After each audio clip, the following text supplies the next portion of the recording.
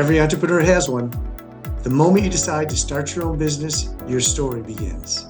And if you're like most business owners, your plan and your reality can end up being miles apart. Welcome to PTC TV and our series entitled The Journey. Each week, we will be talking to business owners about their business journey. Our hope is that by sharing these stories, others may find understanding, inspiration, and the will to succeed. So let me ask you, what's your story?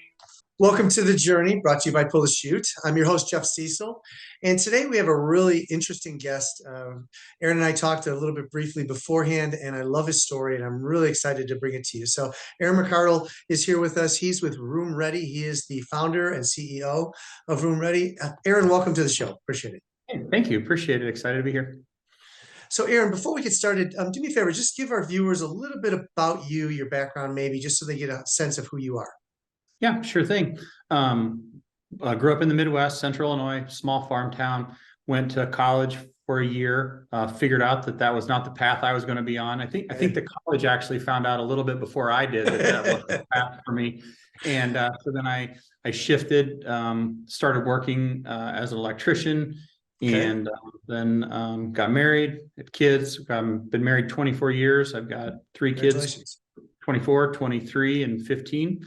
And so yeah, that's living the dream of adults, almost adult children now. So yeah, right. I'm a young and almost empty nester. I'm excited about that. Yeah, it's funny because you and I followed similar paths. I went to college for about a year and a half and just hated it. It was like way too slow for my brain. And I'm more of a hands-on, show me how to do it and let me just go to town with it. So, and that's how I did the exact same thing. And 3 kids as well, but I am an empty nester, so I'm a little older than you, but it is fun, and then it's the fun part about that is you realize afterwards that if the marriage, a lot of marriages don't survive when the kids move out, but you realize that it's really a lot of fun to be an empty nester and to go do what you want to do when you want to do it and not have to check where the kids are going to be. Yeah, and you're like, holy cow! Like I missed this person. I'm like I'm ready to have some of this again. So yeah, it's a lot of fun. Well, thanks for that. I appreciate it. So you started Room Ready. Do me a favor. Tell us why you came up with it and when you started. How long have you had it, and what was the premise before as to why you wanted to start it?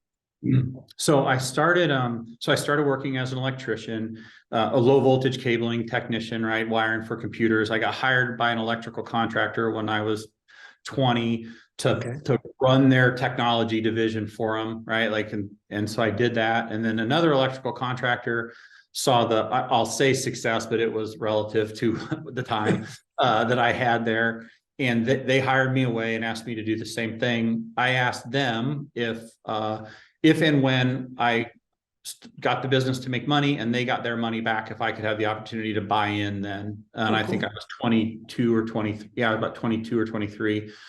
And so they said yes. And we set a 10-year goal of when I would be able to do that. And they had 3 or 4 second generation children that were in the business, and we were all supposed to take over at the same time.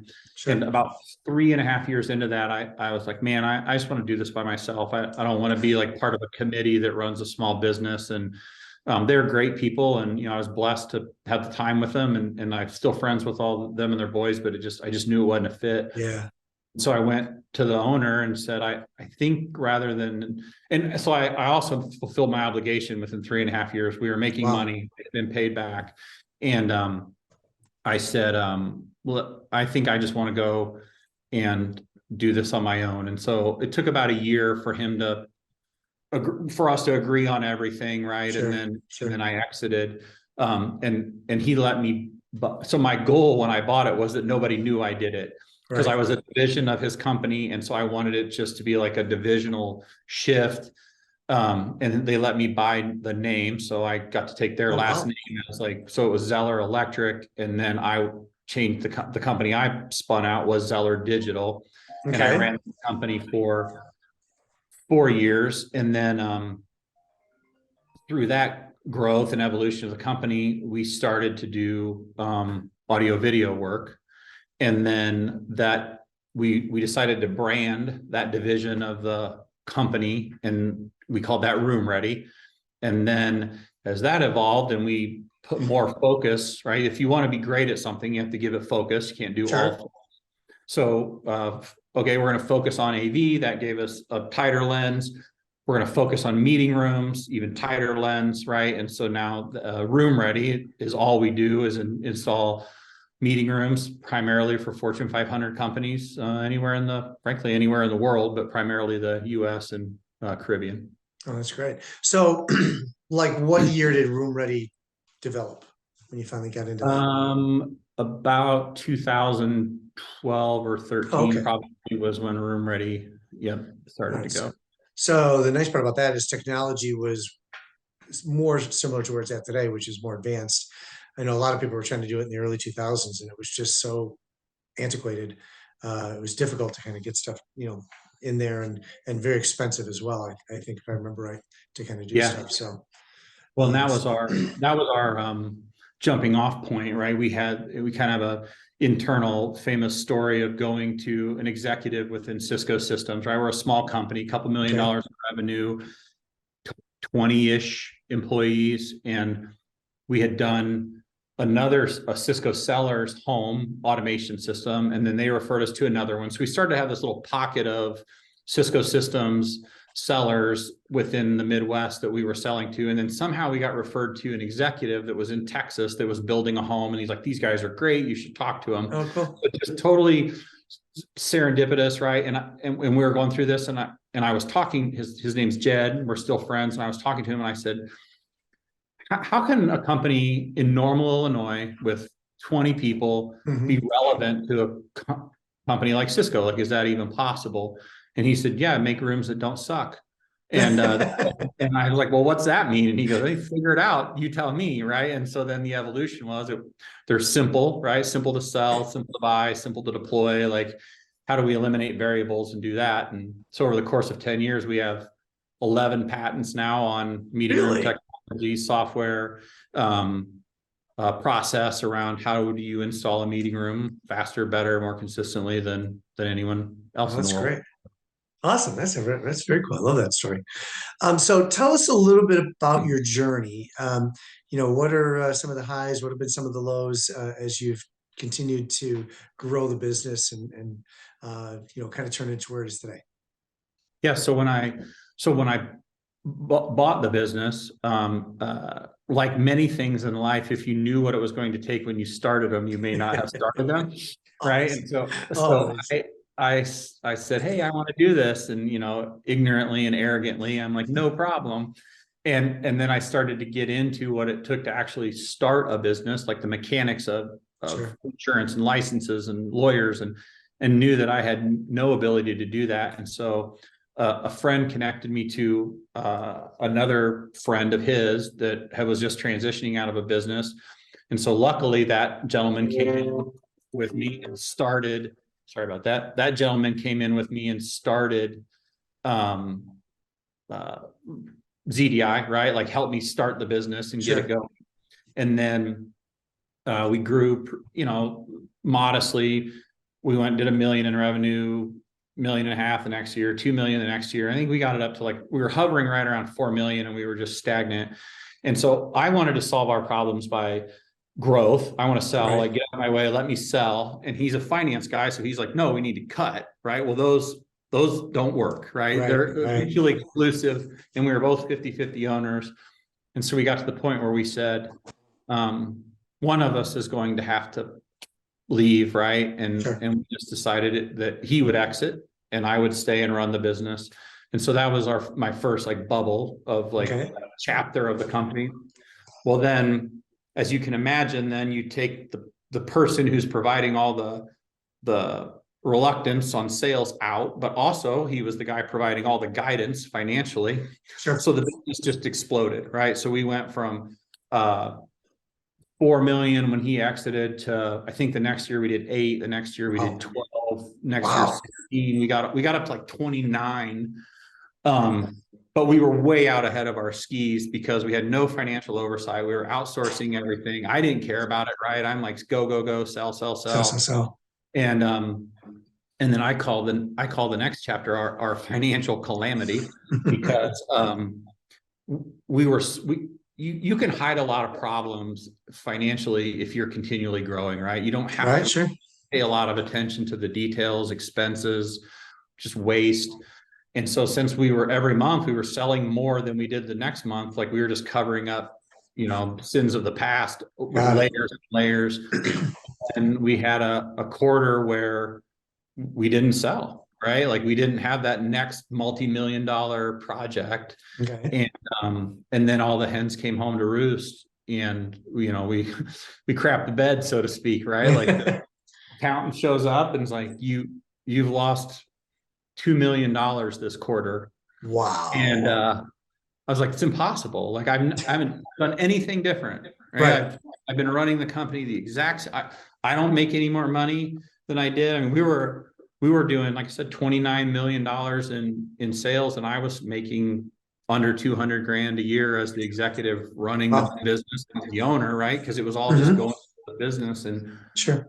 So I'm like, there's no, like, I don't have cars or yachts or right. anything, right? Like I'm just still living a Midwestern life, and it was all just sins of the past in our working process. And so then we had to, for the sake of the organization overall, I think we cut like 30% of our staff, cut, any types of perks, bonuses. We had you when you're growing like that and everything's so sales focused, we had a suite at a minor league baseball club, it's not huge, but call it 15 or 20 grand a year, and we cut all that stuff. And so we really went through a period where we, the whole goal, like I had to do the thing I didn't want to do, which was pay attention to details, which was also the hardest probably time personally, because I would sit in a meeting and talk to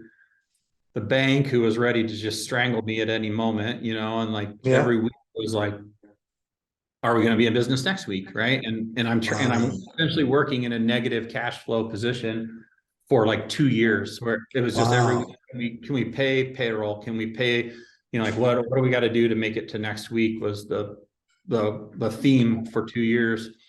But then also I'd have to sit there and like lick my wounds and get my head around what I'm going to do to survive. But then I had to immediately shift gears and go see a customer and tell them how we were the greatest, and we were going to like do their rooms better than anybody, and why they should hire us. And it was a real exercise in mental toughness for a long time to get through that.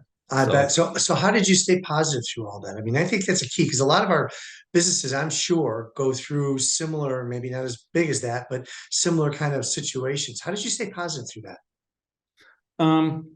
So, I wanted to be, so I had the benefit of being probably ignorant enough to not really know how bad it was, right? Like when I hired some professionals to come in at the later part of that time period, they were like, holy crap, like, like this is a mess. I'm like, I know, I don't know what to do. I mean, the other thing is that especially business owners, like it's rare that people tell you 100% the truth. Like I would go in and I would talk to an accountant or the banker, and I would tell them like, here's what I'm dealing with. They would like empathize with me, never tell me like, Aaron, that's dumb. Yeah. Right? Like that. They would just be like, oh yeah, okay, yeah, let's try it. Right. So, I had a lot of hope there. I also just believe that one of my core beliefs is much work is lost for a lack of a little more. Right. And it was just that, like, what if this week's the week it busts loose? Like, and then I quit last week, right? Or what if today's the day the customer calls? And so it was just like, I'm going to be tougher than anybody else. And so I also set a goal for our company when we went in. So of course, like I said, the banks already string me up. We were moved into the what do they call it? Like special assets, right? Like the penalty box, under control. And I set a goal for the company. And I said, I want our company to be the model of how companies go through this. Like I want the bank for years to come to say, yeah, they're good, but there were no room ready. Like those guys killed it when they were in trouble. And so we were able to kind of find some points, at least in my own mind, where I could rally around it. Like, I might suck at this, but I'm going to be the best one. Sure. So anyway, I love it. A lot of it. Yeah, that's so great. And it's interesting because from a coaching standpoint, I see a lot of companies that do exactly what you did, where I always look at the 5 areas, right? Marketing, systems, sales, finance, and people. Finance is that one area where people just kind of, it's like, I just want to do the sales. I just want to do the growth. I just, Yeah. all that. And the marketing, but the finance, it kills them. And then all of a sudden, they're looking down a deep hole and they're like, holy crap, when did that all happen? So, Yeah. It's you know, the first thing people want to get rid of, and it's the most important, right? Because yeah. it sucks, and especially growing a business, it's way easier to ignore it and just tell Oh, yourself like, oh, I'll outgrow this challenge, right? And yeah. you don't. Yeah. But I mean, you do need to outsource it, but you need to outsource it to somebody who's competent and that takes care of it. And you need to do the things that you're good at, but you just can't ignore the things you're bad at. Well, and you need to keep an eye on that stuff, right? So, I mean, even if you outsource the finance, monthly, you should be looking at your numbers and just kind of saying, Yeah. okay, we're in, we're out, what's happening, things like that, so you don't get caught off guard like you did. So, key and important. So, but kudos to you guys for coming out of that. So you came. It took you 2 years to get out of that. So then what happened after that? So obviously that's the low point. What's the high point now, right? Okay, no, there's a little more of this roller coaster Oh left. no! Wow. So we hired, my brothers both work with me in the business. One of my brothers who's brilliant and now works for a different technology company. My brother Jay is one of the smartest people I've ever met. He's brilliant. He was getting really frustrated with where we were in the business. He had a bunch of just anxiety around it and just wasn't happy. So that was Sure. adding to like kind of the culture. And so I Right. said, well, right now it's him against I on everything. We should do this. No, we should do this. Right. And so I said, okay, well, I'm going to hire some professionals. I'm going to hire a professional sales manager. I'm going to hire a professional like CFO, COO, and Okay. then we're going to create a leadership team. And so that way there's like 5 of us talking about this, not just me and you arguing. Right. Right. And then I thought, okay, well, we need a framework, like us getting in a room and just talking about the problems as a group isn't going to change anything. Let's put a process in place. So I mean, frankly, I did a little bit of Google searching. I talked to some of my YPO counterparts, peers, and we settled on essentially trying EOS, the Entrepreneurial Operating System. We said, we're going to use this framework. I don't know if it's right, but it's something and we need something. And if we'll try it for a year, and if it doesn't work, we'll move on to something else, right? So long story short, my brother ends up deciding to exit. It didn't end up being a fit for him. He moved on to much bigger and better things. The company got focused around EOS. We started to have some financial success just through the talents and efforts of the leadership team that we hired. Good. And then we were finally starting to have consecutive quarters of profitability and starting to kind of some wins. COVID, bam. And if you're a guy that installs TVs in the biggest cities in the country, New York, Portland, all those were each unique dumpster fires unto themselves during that. Those were our biggest markets, were our biggest customers. Right. So we went from our goal at that time was to bill 1,000 hours a week for our technicians. We went from 890 that February a week, which was really great for the beginning of the year, to 10 over the period of 4 weeks. Oh my gosh. And so we literally dead in the water. And then we finally started to get some customers that were like, well, we need this to be done. We need that. So at 10, 46, 83, 112, right? Like, and it built back up like that. So luckily the PPP, the government programs, a lot of those things, we did some furloughs, so we didn't actually have to lay anybody off. We did a rolling furlough, took a bunch of steps to kind of circle the wagons in case we needed them. And then we were blessed enough that we had a really big backlog of, not really big, but relative to the time big, that we could start to just kind of whittle through, so we could keep people busy on a condensed schedule, keep everybody employed. And then as the world started to come back, we could still take care of our customers. Good for you. Right. So that worked out really well. We're starting to get back up. Our salespeople continued to put in the work, right? Like while nobody was buying, doing quotes, showing up for meetings, handling our customers. And then it was just a huge blessing that the wave of POs came in like crazy then, right? Like everybody was like, hey, you Yeah. got to get back to the office. We got to get back to the office. Supply chain. Oh God. That's right. Right? Oh my gosh. Yeah. Yeah. Hey, Mr. Customer, Oh, or geez. room ready, Mr. Right. Customer, here, I want to buy 73 conference rooms and I need them installed before everybody comes back in 6 months. We're like, no problem. Get a PO, go to order the material. We have a 63-week lead time on Oh my XYZ part gosh. now. So, yeah. Yeah. So we're working through that now. That's our current Oh, you're still challenge. working through that. Okay. Yeah, we did a lot of things internally to manage supply chain, have stronger projections, be able to get in front of things, start actually buying some material when we get our quotes into the Okay. verbal commit stage of the process, so that we Hmm. get a little bit ahead. But yeah, so that's really the road, you know. That's a crazy. So that's your biggest challenge right now is actually still backlog of supply chain. Yeah, we have so it's a blessing and a curse, right? We were able to sell a ton of POs to Mhm. customers with them and us realizing we probably weren't going to be able to deliver it, but they were willing to give us the PO. So we have this huge backlog of work right now, Okay. trying to get caught up on, which is great, except for Right. when that new customer comes in and was like, Uh, "Hey, Aaron, I want to get this done. Can it's January 11th. Can we right. get this installed by March?" Like, no, we're backlogged till May. Oh So my now, gosh. so, but we're working through it. We're operations is so sales now is kind of off the hook, or Right. they're back on the hook because they're like, come on, sales, let's go. And Yeah. operations is cranking through it and really just killing it right now. Frankly, they're just working Good. their butts off. Yeah. So, Awesome. Well, that's good. That's good. So you're where you're at today. We just heard that. Where do you want to be like, let's say 3 years? Where do you want to be? What do you want to be doing? um, so where we're at today is, working through the work. I own 100% of the company still. We've done Okay. one small acquisition, which is Oh, the okay. St. Louis office that I'm in right now. Um, our current strategy is to have a fairly acquisitive strategy over the next couple of years and acquire 3 to 5 companies a year for the Wow. next 5 years. We see that. So,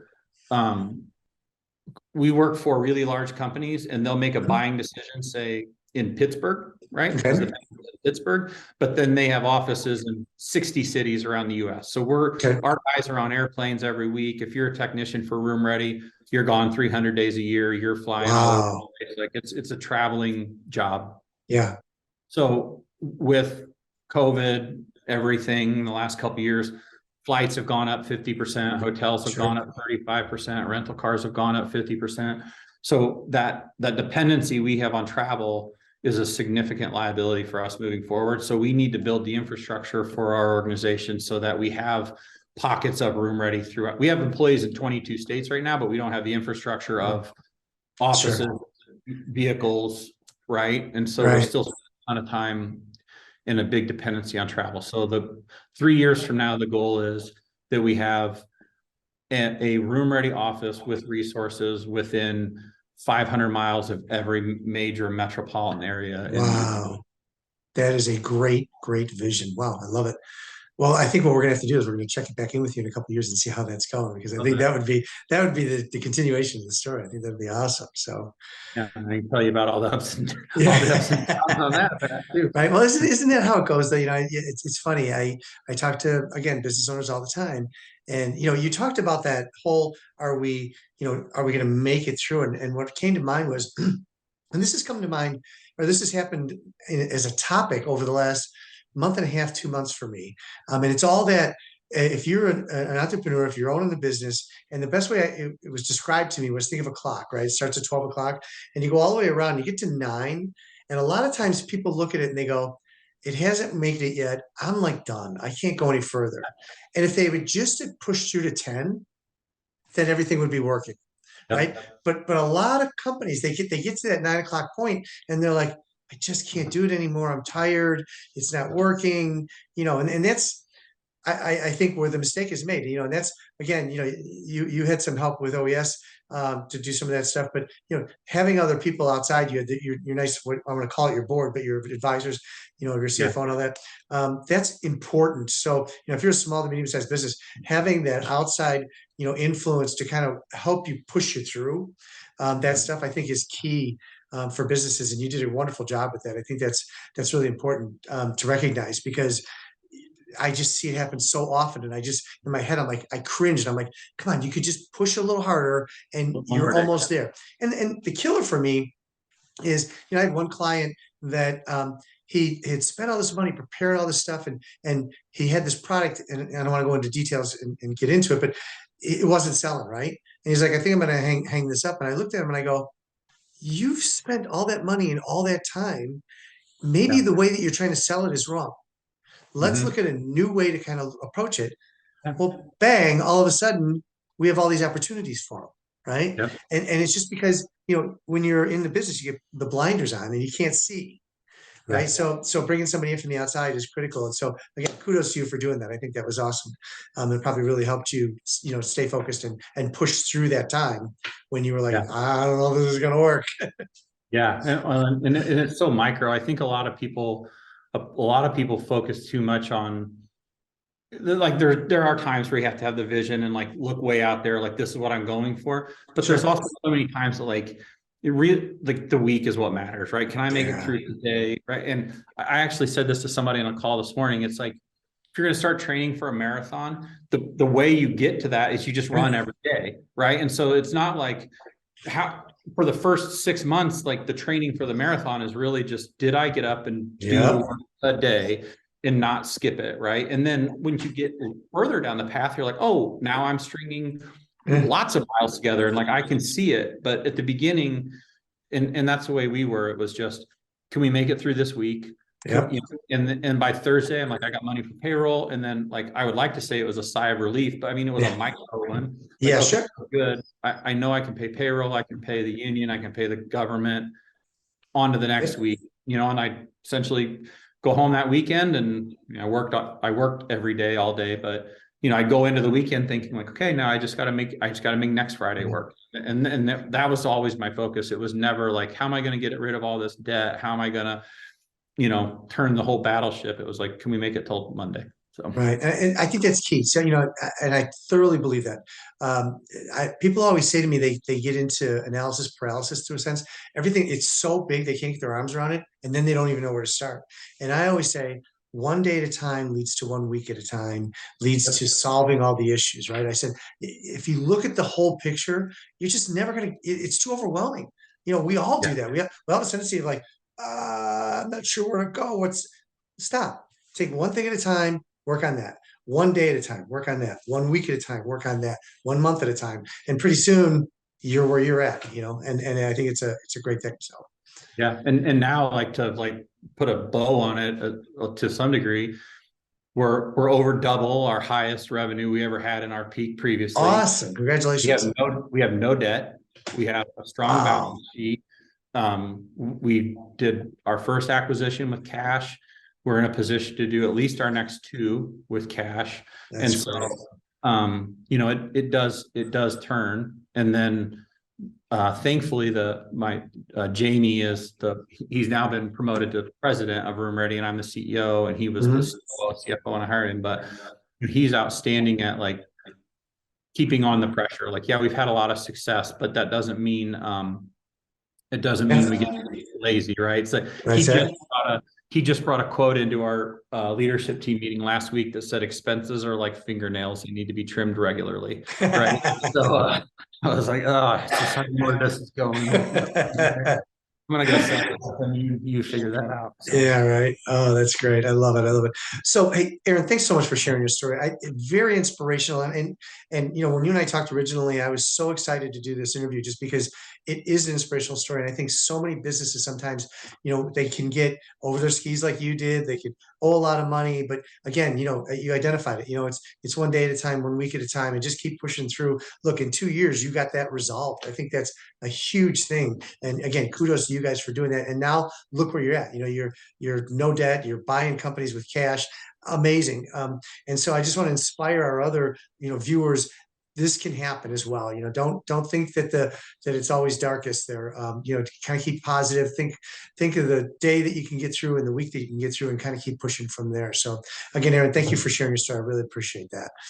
That means, yeah. So for all our viewers, thank you again for always tuning in. We're excited to share these stories with you. And our whole goal is to inspire you to keep pushing on and to be the best you can be. So until we meet the next time, stay safe and be healthy, and have a great day.